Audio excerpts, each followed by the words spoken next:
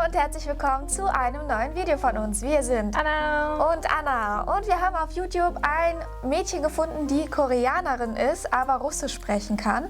Und die filmt halt auch Content für YouTube, aber das Ganze auf Russisch.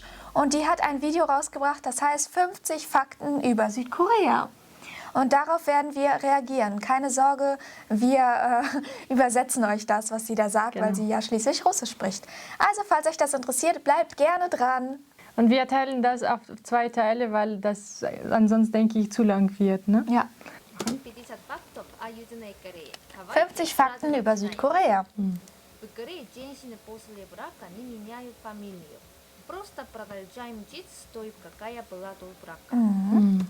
Also sie sagt hier, dass in Korea, wenn ein Mann und eine Frau heiraten, dass die Frau nie den Namen des Mannes annimmt, sondern einfach ihren eigenen Namen weiter behält. Aber ist es auch der Fall meistens hier in Deutschland oder nicht? Nee, meistens. Also entweder nimmt der Mann den Namen von der Frau an oder die Frau von dem Mann. Okay, das Gegenteil habe ich nicht gehört. Also wenn der Mann... Ja, viele machen das, wenn die einen zu komplizierten Nachnamen haben und die Frau hat einen leichten, dann machen die das. Aber viele machen auch diese Doppelnamen. Also das haben beide Nachnamen. Dann muss man die beiden schreiben?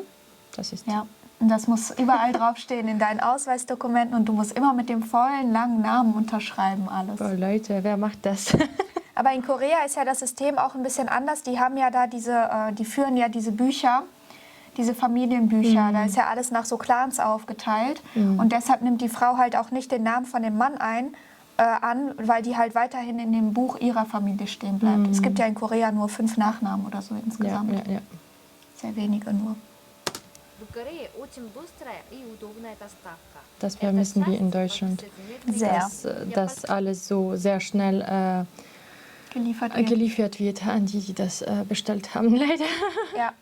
Aber ich muss auch sagen, teilweise, wenn man Sachen aus Korea bestellt, kommen die schon in 3 Tagen hier an in Deutschland. Ja, also das letzte Mal, dass ich bestellt habe, kamen die in 2 Tage. Ja. Ich war überrascht, weil das hat kürzer gedauert als aus Deutschland.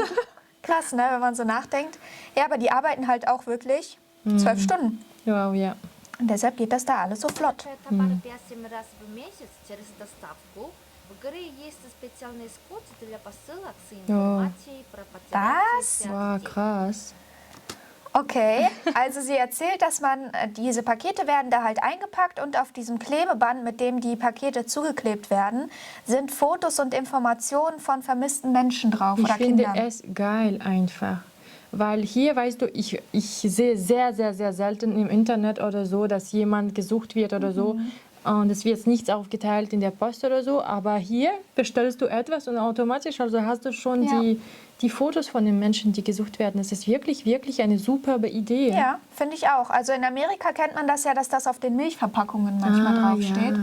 Finde ich auch ganz gut, aber das finde ich sogar noch besser, weil in einem Land, wo so viel bestellt wird online, ist das einfach die beste Möglichkeit. Also hätte ich auch in Deutschland gemacht, wirklich. Gute Idee. ja, finde ich auch. Минимальная часовая оплата в Корее 8590 вон. Это стоимость обычно применяется Okay. тем, кто Lohn, ne? подрабатывает. Genau, also die sagen, dass der Mindestlohn da um die 7,50 Dollar ist. Jo. Und in Deutschland ist? Ich glaube mittlerweile 9,50 Euro oder so oder 9,25 Euro die Stunde ist Mindestlohn. Okay. Aber für wie viele Stunden war das denn? 700? Pro Stunde. Nee, das war 700 etwas. Won. Nee, Won war in 8000. Ja, und dann hat die gesagt, das sind Dollar. Das waren 700. Oder habe ich eine Komma nicht gesehen? Sorry. Alles gut. Оплата в Корее 8590 Ah, ja, es ist pro Stunde. Okay, das habe ich nicht verstanden. Okay, wir haben mehr in Deutschland als in Korea. Aber die Lebensunterhaltskosten in Korea sind ja, wenn man die Miete rauslässt, günstiger als in Deutschland. Wirklich? Ich hätte gedacht, das ist der Gegenteil.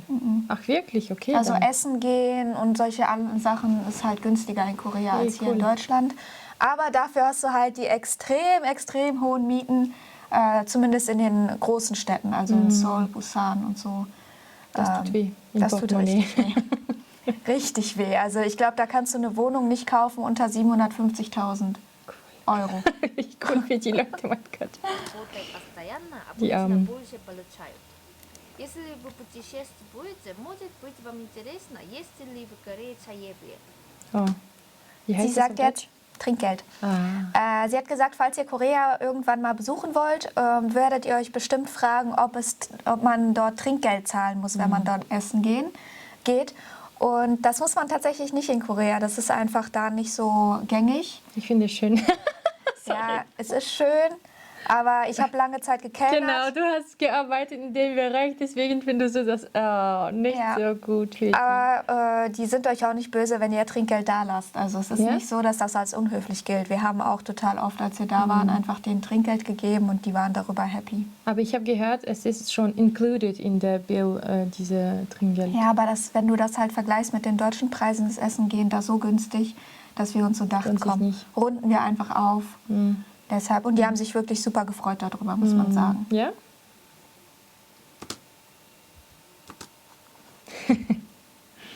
Тут ответ. У нас их не принято оставлять. В Корее есть отдельные парковки для женщин, но не все Parkplätze für понимают их Frauen haben wir auch. необходимости.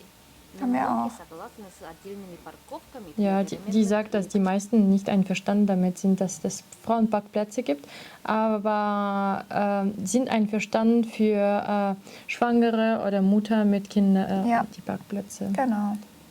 Родителей с детьми. В корейском автобусе специальные места выделены. Also hier müsst ihr aufpassen, weil ich denke, die meisten Leute, die nach Korea fliegen, werden da öffentliche Transportmittel nutzen. Und sie erzählt jetzt hier, dass die Sitze haben ja hier verschiedene Farben, das sieht man ja da. Und dass jede Farbe eine bestimmte Bedeutung hat. Und das erklärt sie jetzt im Folgenden. Там и знаком.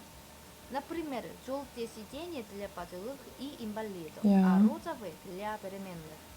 Also die gelben Sitze sind für alte Leute und für Leute mit Behinderung. Schreib. Alles mitschreiben, genau. Und die rosane Sitze sind für schwangere Frauen. In Korea ist das tatsächlich so, dass du, wenn du schwanger bist, kriegst du so einen Anhänger vom Staat und du kannst den halt, wenn du das möchtest, an deine Tasche oder an deine Jacke oder so machen, damit die Leute sehen, dass du schwanger bist. Ja. Weil in den ersten Monaten sieht man das einer Frau ja nicht an. Und damit man nicht jedes Mal erklären muss, warum man sich jetzt auf so einen extra Sitz für Schwangere setzt, sieht das einfach jeder an diesem Anhänger. Boah, es wird bestimmt auch so eine lange Zeit nicht gesehen, weil die tragen auch so Etwas weitere Kleidung, Genau. ne? Ja. Stimmt, deshalb finde ich das Sehr voll gut. gute Idee, ja. Эти места находятся в начале салона автобуса и сзади просто обычные места. Ja, und diese speziellen Sitze für Schwangere oder für ältere Leute, die sind halt immer ganz vorne im Bus, damit die Leute nicht gezwungen sind, erstmal durch den kompletten Bus zu laufen. Auch logisch. Ja. Und die ganzen grünen Sitze oder die Sitze, die halt keine bestimmte Farbe haben, die sind halt für alle dann geeignet. Корейцы старше 65 лет могут бесплатно ездить на метро. Und alte Leute können gratis, also Rentner hat die jetzt gesagt, ja, ne? Rentner. Rentner Ab können 65 Jahre alt. ab 65, genau, die können halt die öffentlichen Verkehrsmittel gratis nutzen. Ja. Was ich voll gut finde, weil tatsächlich sehe ich manchmal Leute draußen, die halt noch am Steuer sitzen, wo ich mir so denke, oh, ob das so eine gute Idee ist, dass die noch Auto fahren dürfen. Also manchmal merkt man, dass das schon ein bisschen zu spät ist. Ne? Ja. Ich meine, sollte man ein bisschen früher aufhören. Deshalb ist es eine sehr gute Sache für die. Ja, finde ich auch. Und ich denke, dass das viele auch nutzen würden in Deutschland, wenn das gratis wäre. Gibt es sowas nicht? Es In gibt- Belgien gibt es sowas. Es gibt so bestimmte Tickets halt, die man dann kaufen muss, also so Monatsabos Ja. für Ältere oder für Rentner. aber die kosten trotzdem Die was. kosten trotzdem. Die sind ein bisschen günstiger natürlich, aber kosten halt trotzdem. Das ist schade. In Belgien, wie gesagt, gibt es sowas und ich finde das auch toll. Dann benutzen auch mehr Leute die Busse und so weiter und es ist auch umweltfreundlicher, ja.